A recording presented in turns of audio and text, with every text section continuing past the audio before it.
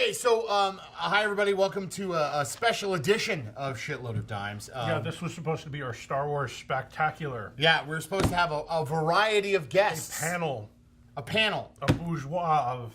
But as you can see, nobody fucking likes this show. Nobody likes this show but us and the 8 people who subscribe to the channel. Thanks for doing it. Yeah, thank you.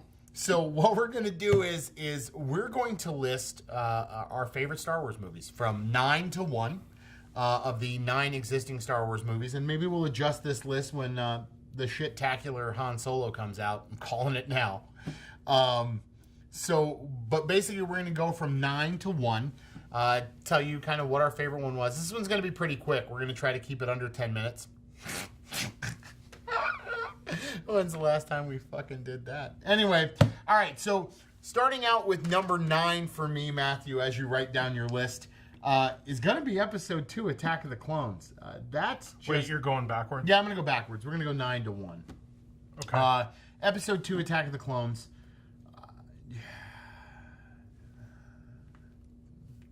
Jango Fett gets his head chopped off. Oh, yeah, I think like poor execution on a lot of parts. There were cool moments for sure, but I think that was their attempt actually to try and give it the adventure that it needed to have. To answer the complaints that people had about episode 1? Them kind of jumping through the machine factory, you know, and then all of a sudden showing up and, yeah, Dooku was the best part. Sand. I hate it. It gets everywhere. Yeah. Yeah. You know what the worst part of that movie was?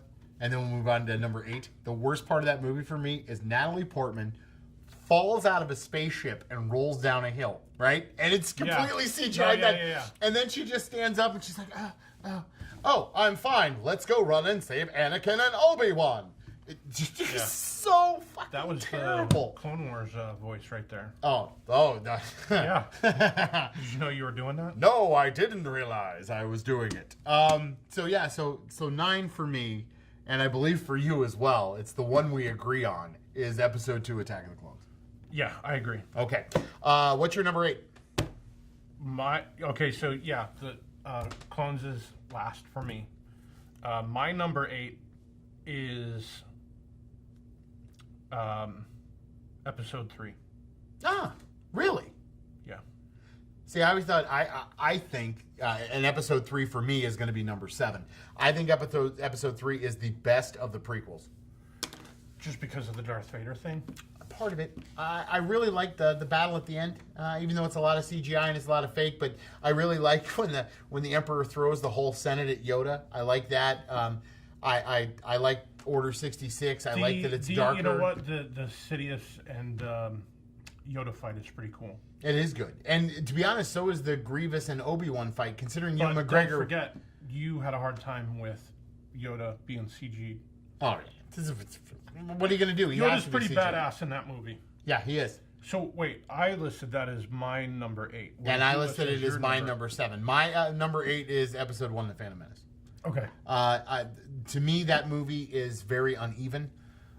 Jar Jar Binks is in it, which is unforgivable. But sure. But the problem I have with episode 1 is that it starts like the opening scene with them on the freighter ship and Qui-Gon sticking his lightsaber into the door, and I was like, holy shit, this movie's gonna be fucking awesome. Yeah. And then there's an hour before anything exciting happens. I mean, anything legitimately exciting happens, which is the pod race scene. And then there's another hour before we get the big battle at the end, which the reason why it's number 8 and not number 9 is just because of that Darth Maul, Qui-Gon Jinn, Obi-Wan fight, which is amazing. The reason why it's number 8... They always did a pretty good job of... And I think that's why I probably liked it a lot, is because if you watch Jedi, and I do like Jedi, is there's different things going on. There's the battle on Endor. There's the space flight going on with Lando in space, and then there's Luke and Vader and the Emperor. So there's 3 different things going on. And they did that again in Phantom Menace by having little Anakin flying around in space. Now this is pod racing. Yeah, I know, a little cheesy, but still kind of like, oh, cool, they're doing that. It was a space battle scene, and then what was happening? You had the battle with the droids and the. Oh yeah, there was all kinds of good stuff going and then on. you had the lightsaber fight, and you even had. And Natalie Portman was also Amidala doing stuff. Yeah, taking back over the Senate. So Amidala you Ding had Dong. multiple things going on, and I think that was cool. Liam Neeson being in that movie, to me, that's why it's my number 7, is because it's the introduction of a young Obi-Wan. Mm-hmm. It's an introduction to Qui-Gon, which is Liam Neeson, and it's an introduction actually to a shit ton of badass people, badass motherfucker, you know. Oh yeah, no, absolutely. Jackson. Darth Maul underutilized until the Clone Wars came out, where he came back to life. But yeah, that was kind of shitty. But it was kind of like, holy shit, there's more bad people in the universe, and who's this guy? You know. Oh yeah, absolutely. Well, let's not forget, it does possess the single worst written line in the history of Star Wars. Master Qui-Gon? Oh, I heard Yoda talking about midi-chlorians, and I was wondering, what are midi-chlorians? Shut the fuck up. That's what midi-chlorians are. Is that, you've said that, you've quoted that. 'Cause doing the show? Yeah, I know I have. The exact same way. I know, because it's the worst line in the history of Star Wars. It stuck with me because it's so bad. No, I know, but you performed it the exact same way. I know I have. Well, you're stuck with it. Is that Cancer Kid from No, that's actually how Jake Lloyd does it. Oh. He's not a cancer kid now. He's just homeless and a reprobate. What's your number 6? My number 6 is Jedi. Wow. I like Jedi. I like the characters. My 6 and my 5 are interchangeable, honestly. Okay, that makes sense. My number 5 is The Force Awakens, but honestly, I think it really depends on maybe, you know, which one I'm watching at the time. Jedi might go to 5. Force Awakens might go to 6. I like Force Awakens. I like the new characters. I like, you know, bringing the Star Wars universe back again, because it had been so long since we had them from the prequels. And I know a lot of people complain that it was basically a rehash of Star Wars, but spoiler, my number 1 is Star Wars Episode 4. It's my all-time absolute favorite. And so if it's taken 40 years to go ahead and do another one, then so be it. So I'm okay with that. I got you. Do you know what I mean? Because, I mean, you could look at, like, The Untouchables as being the 7th Samurai. Oh, yeah, absolutely. Do you know what I mean? Or The Magnificent Avatar Seven. being Fern Gully. Or Dances with... I think it's more Dances with Wolves Wolves than than Fern Gully. Wolves than it is Fern Gully. Yeah. So I don't really give a rat's ass if it just rehashed the hero story. Do you know what I mean? Yeah. It's okay with That's me. what Star Wars has been built on. And yeah, my favorite movie they redid with new characters and brought back old ones. Yeah, it was cool to me. All right, my number 6, a little controversial. I think this early in the list, but it fits right where it is for me, because I know it's fluctuated between your number 1. Last year, you kind of were putting it up there close to the top. It was 2. Rogue One. I did not like Rogue One that much. The only reason it's on the list is because of the last 45 minutes. The battle sequence, of course, was fantastic, and that really saved it for me. But the beginning of the movie just seemed completely unnecessary and slow for the sake of just insisting upon itself to be a Star Wars movie. You went ahead a little bit in your list. My number 5 is your number... what's your number 6? Your number 6. Jedi for me. One word. You like Ewoks more? One word. Fucking Ewoks. That's all I gotta say. That's why it's number 5 on my list. It's the middle of the road. Even though, because, and another reason why I didn't like Jedi is, as a Han Solo fan, Han's not flying the Falcon. You know, that bothered me. Okay. Slave Leia. Slave Leia, though. Reason enough for it to even be higher on my list. Yeah, she was the first girl I ever had a thing for. Let's go with number 4 on my list, which was on your list as well. At 5, I believe, is The Force Awakens. Again, introduced a whole new thing. Watch our Star Wars The Last Jedi review to see my feelings on The Force Awakens. So let's move on to my number 3, which is your number 1, Episode 4, A New Hope. Set everything up. It's a complete movie. Even though Chewie doesn't get a medal, which still pisses me off. Now they've retconned it to saying, well, Wookiees wouldn't accept medals. Whatever. Chewie deserved a medal. Fucking dick. Agreed. I think our number 2 is both exactly the same. My number 2 is The Last Jedi. And that's not just the newness of it being there. I just really liked it as a movie. And like something you said about A New Hope, The Last Jedi is a complete movie. Yes. It is a complete and total movie. Even though it ends with there being hope that there's going to be a new, it's a complete movie. Like if they stopped with episode 8, I'd be okay. I'd be upset that there wasn't another chapter. Well, there's not closure in terms of the series, but they do complete the film. There's a beginning, a middle, and an end. Right. And it doesn't necessarily end on a bad note. It ends with hope. Yep. And weird enough, creepy enough too, when you watch some of the promotional behind-the-scenes things that they released on Last Jedi, one of the last quotes that you see is Carrie Fisher saying, "It's a family."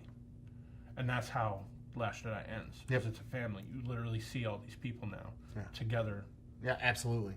No, you're number 1. I know you said... well, shit, I didn't give you... go ahead. Yeah, finish up. Yeah. No, I'm going to wait. We'll save our ones. No, you do your one. We'll save our one till the end. Listen, you've already been going. Just do it. You know my number 1. You already know what my number 1 is. Empire. Yeah, damn right it is. Why? Because it's the best movie of the series. To me, it is the best stories.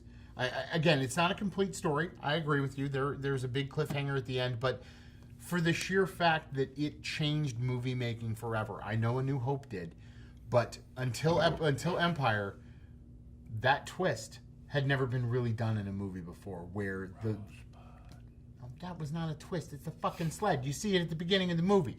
No, Luke. Well, I almost misquoted it, and I would have made fun of myself till the end of time. No, I am your father. It changed it all.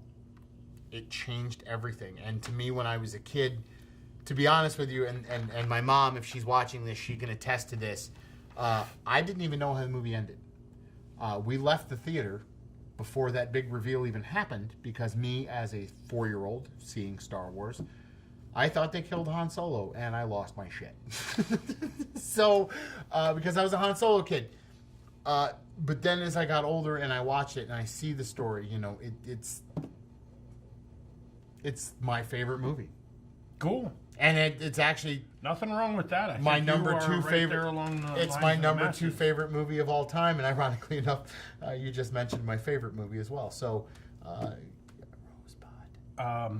Anyway, go ahead. Finish your list, please. So, just to recap again, my number 9 is Episode 2, Clone Wars. We agree. My number 8 is Episode 3. Then Episode 1. Then I go to Jedi. Then I go to Force Awakens, but those two could be interchangeable.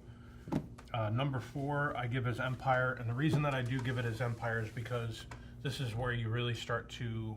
I do like Empire, don't get me wrong. It's not my favorite, because to me it's one of the most incomplete stories out of all of them, to me, in my mind. Absolutely. Luke goes to train and never really actually trains, never actually like accomplishes anything at all, and leaves. So, do you know what I mean? Like, he basically goes against everything that he's supposed to, and then he gets his hand chopped off, and then he finds out who his dad is, and you know, he should have warned Rey. I would have actually liked to see a line from him saying, "Listen, don't worry about who your parents are. They're not always cracked up to be who you want them to be." You know what I mean? That could have been a good one. But I like the relationship that Han has with Leia, and I like the fact that they're always that close, and then like C-3PO fucks it up for him. Oh yeah. Wait. What if he would have said? What if he would have said? Yeah, sometimes finding out who your parents are isn't always a good thing, and it doesn't always go hand in hand. Okay. Or Han in hand. Yeah. No. No, I'm not trying. that one. All right, keep the first going. one. Keep going. I'm gonna keep working on it. Yeah, Empire's good. Don't get me wrong, and like I said, that end is, but it kind of starts in the middle of something, and it kind of ends without really much of a resolution at all, and the good guy gets his ass kicked. So, sure, I know that there's hope that somehow they're going to come out of it. It's a really good middle movie. It's a great middle movie. But like I said, it just feels so incomplete to me. Plus, I love Han, I love Chewie, I love Leia, I love Luke. I love all these characters that got put together in the first movie, and then they all get split apart in the second movie. Well, at least Luke does with everybody else. That at that point, I mean, even Chewie and the droids, they go through their own little thing. everybody gets separated. So that sort of relationship that they all had together, they no longer are on screen together. But I You think see a little bit of that brotherhood between Han and Luke, and also knowing that as powerful as Luke might be, or may become, that Han Solo still came to save the day. But I think you're forgetting about the most important part of Empire, and that's the introduction of Lobot. That's a deep pull for you.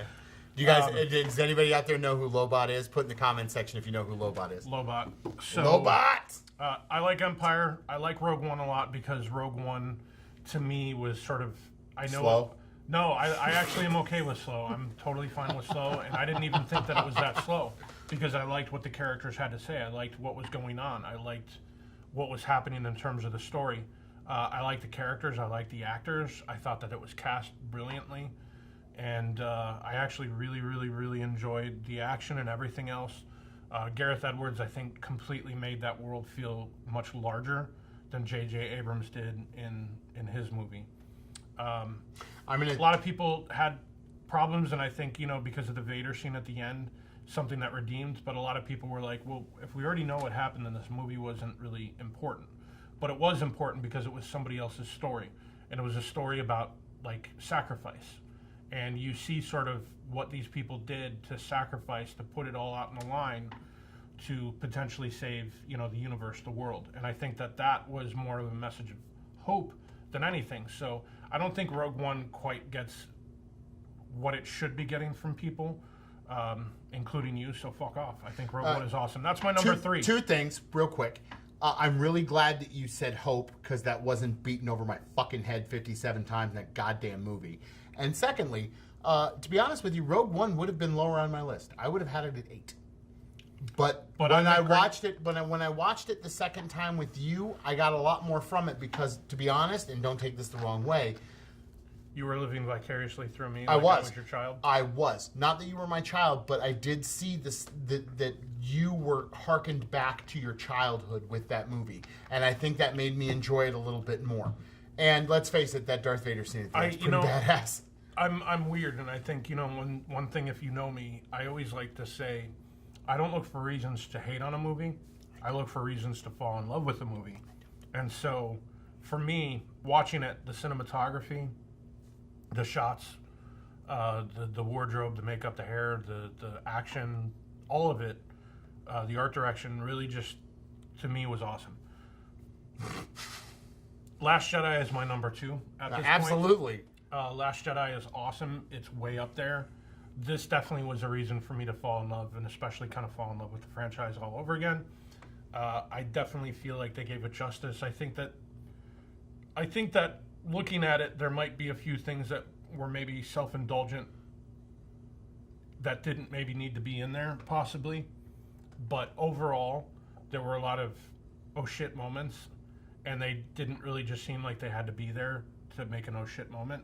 They were oh shit moments because it was a way for them to make a movie where they could create that moment and actually still tell the story at the same time. There were oh shit moments. There were oh shit moments that drove the story. It was completely different. Instead of it being like in episode 1, where it was we have to get to the pod race, it was necessity that was there. No, these were part of the story that told the story. That Star Destroyer scene, I'll just say it again, that Star Destroyer scene is so badass but that's an integral part of the story. Yeah. So Episode 4 is my favorite because it's the hero story. It's my favorite story. As a kid growing up, you always kind of wish that you had some sort of power, that you didn't have to just stay and be wherever you're from, that you could actually grow beyond where you're from. And I don't know, I've always just really appreciated and liked that story. Luke Skywalker was always my favorite.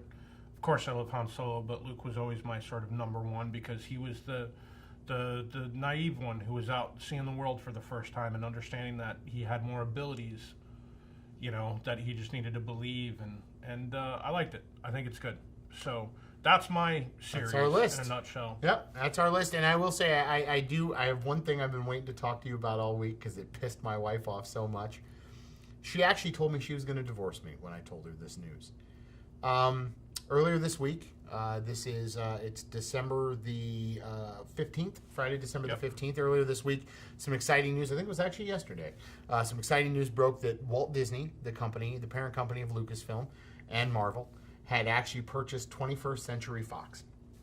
And why, would you ask, in a Star Wars video, would this mean anything? You guys are going to talk about Marvel? You're going to talk about... Yeah. No, we're not.